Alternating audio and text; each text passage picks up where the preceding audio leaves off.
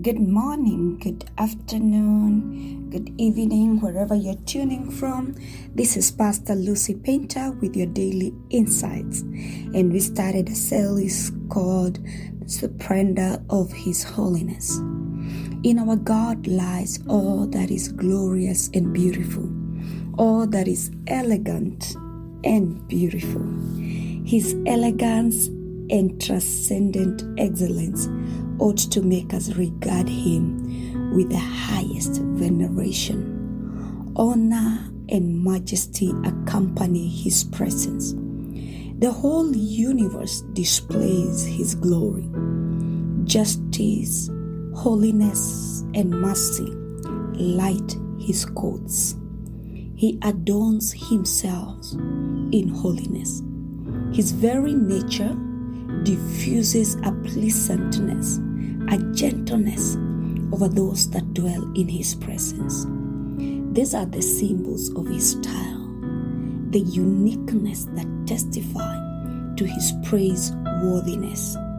These are the qualities of our God that the Bible, almost in its entirety, calls us to acclaim, to resound, and bless our God for. And this is the wisdom in the psalmist's words in Psalms 96, verse 6 to 10, when he says, "Splendor and majesty are before him. Strength and beauty are in his sanctuary. Ascribe to the Lord, all families of the people.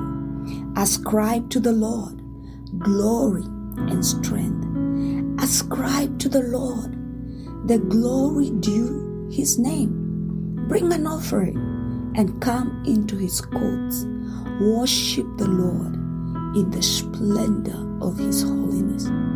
Tremble before him, all the earth. Say among the nations, the Lord reigns." There are other versions that says, "Worship the Lord in the beauty of his holiness." And this is a constant theme throughout the Bible, that our God is worthy of praise from every created being, that we must recognize and declare, not as a people conferring a new attribute to God, but a people acknowledging his glory and strength. This is an imperative call, a call demanding compliance from God's people to give him both time and attention, to approach him with absolute surrender and service, to present ourselves before him, not just to receive, but to give the Lord the honor that is due his name, and to acknowledge his just, holy, and true nature.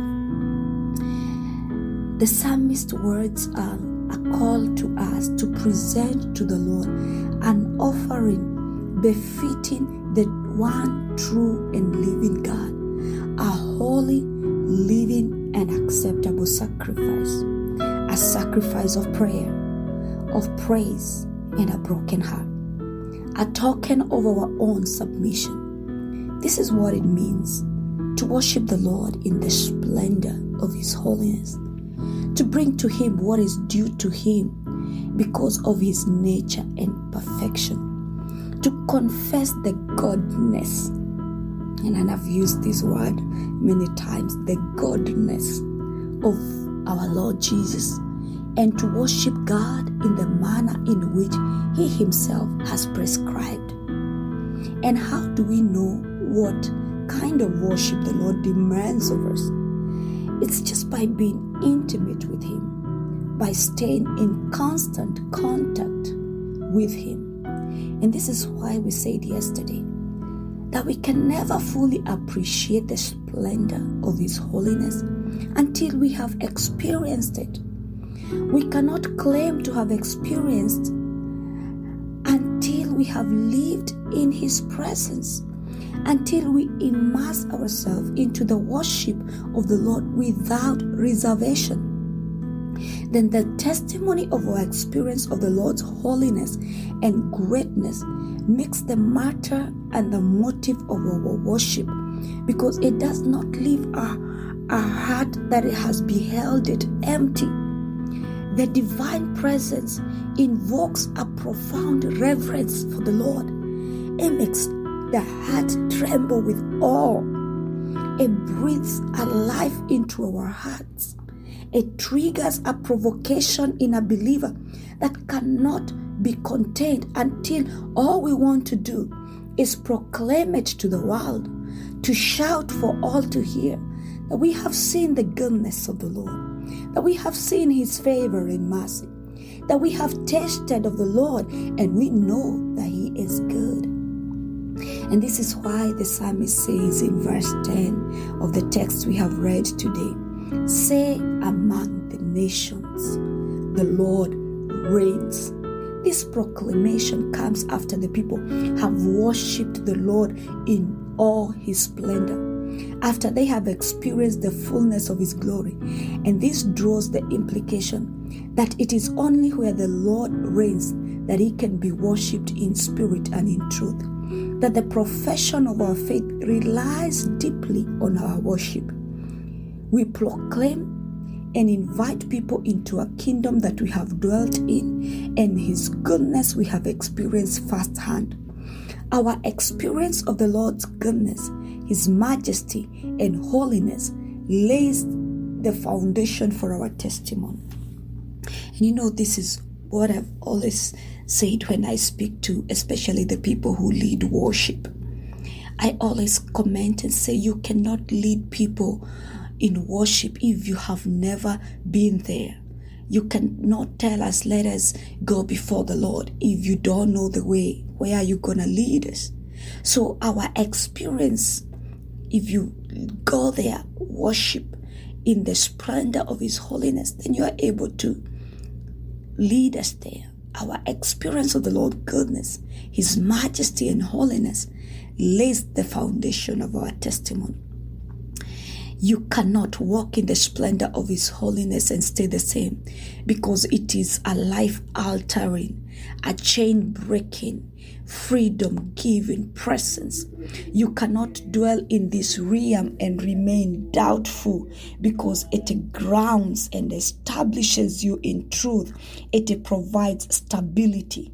It is the foundation of true peace in a world that offers no guarantee. It provides assurance to the fainting heart, a continuance of grace and mercy that can outlive our troubles, because His holiness and mercy transcends everything. That experience diffuses through every area of a believer's life.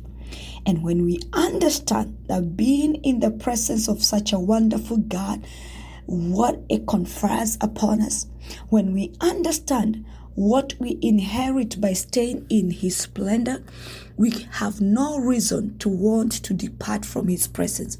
If we could understand the value of our worship of God, the value of acknowledging His honor and majesty, we could never trade a moment in His presence for anything.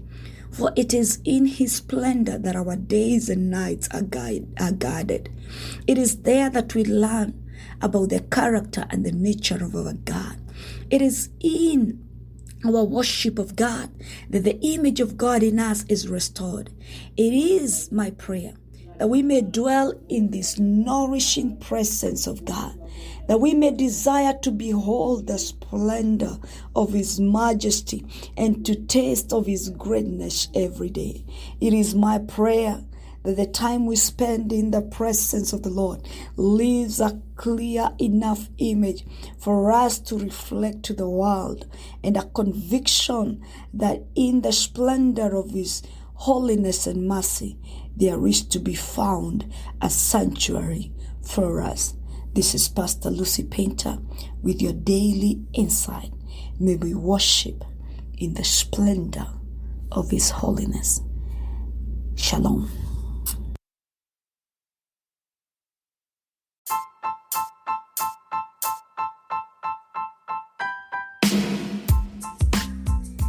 Thank you for your continued support and encouragement to the making of the Daily Insights. reaching an average of 60 people a day with over 10,000 total plays. I invite you to partner with us by supporting this podcast through monthly or one-time donation. Your contribution will be used to sustain the episode subscription and hosting platform. My goal is to inspire and share insightful messages in our generation, empowering one person at a time each day to continue serving the purposes of God in our generation. Your support is highly appreciated.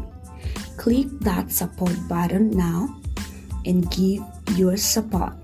You can support with $1, $5, or as much as you are able to give. Blessings.